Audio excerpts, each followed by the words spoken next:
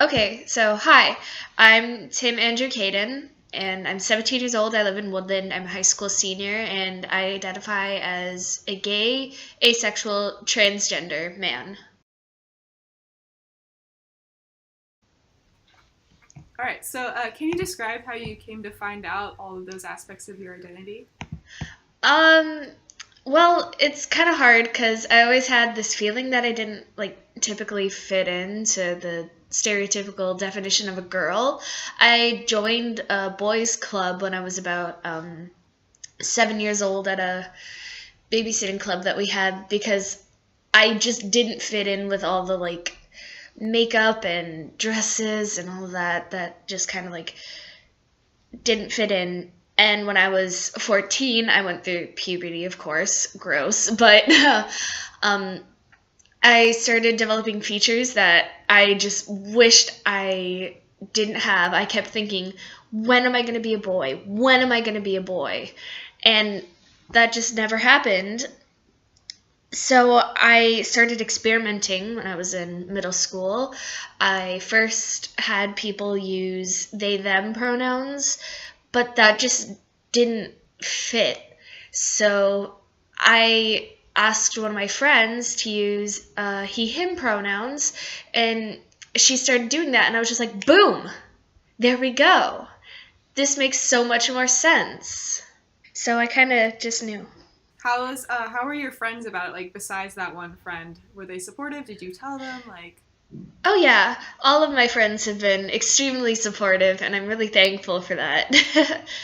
How about your family? um, my family, uh, well, this is kind of a hard topic because my family is a little torn about it. Well, my mom's side of the family is more, you know, touchy about it. If I correct them or anything, they don't apologize. They just make excuses as to why they didn't do it.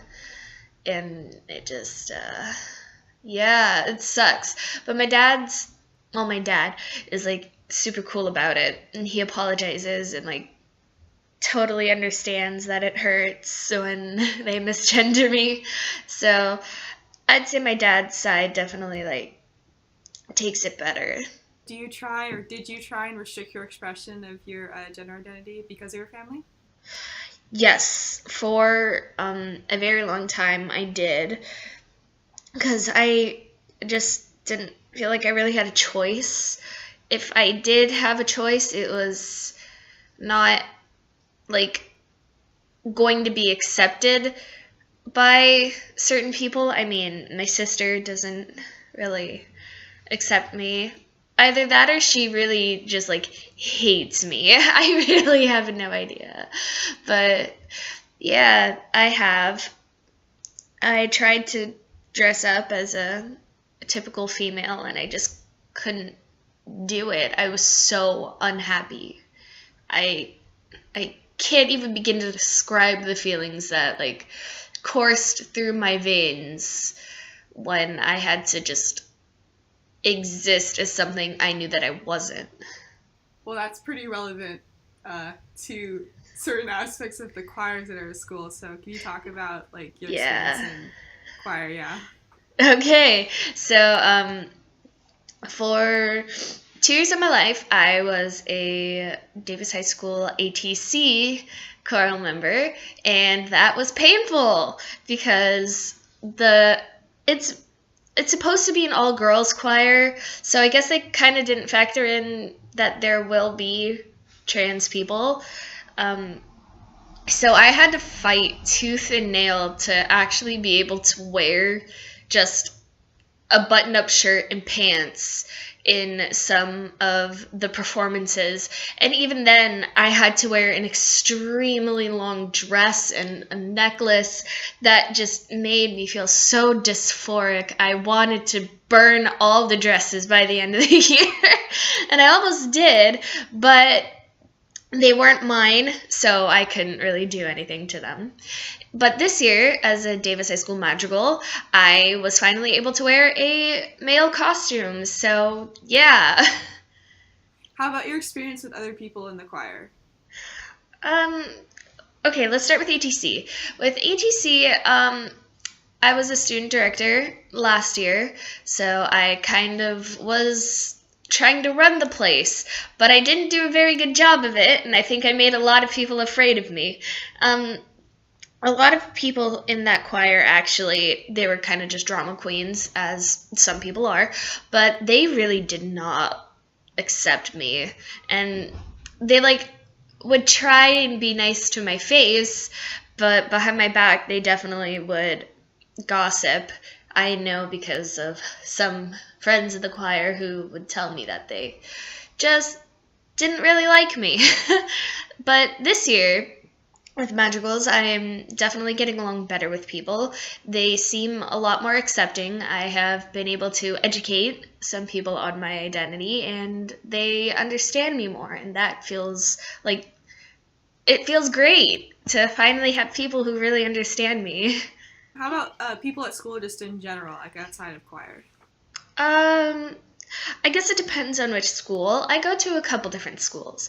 At Da Vinci, they were like super accepting and stuff. At DSIS, which is where I go now, they're like super chill about it and they don't like question me at all. But at DHS, there are some not so nice people, I'm not going to lie, who have bullied me in the past about it. But they're out of my life now. I don't need them anymore, and I'm much better without them. Are there any other like aspects of your identity that like influence your queer identity? So there's one thing that tends to confuse people, and it's the fact that I'm asexual. They're like, "Hey, dude, shouldn't you have like a high sex drive?" And I'm just like, "What's that?" So people tend to get really like picky about what they can call me because some people really don't accept that I'm trans and they're just like, wait, if you're gay, shouldn't that just make you straight because you're a woman? And I'm just like, heck no, sis. That is not how that works. Is there advice that you would give to other to cis straight people when interacting with queer people?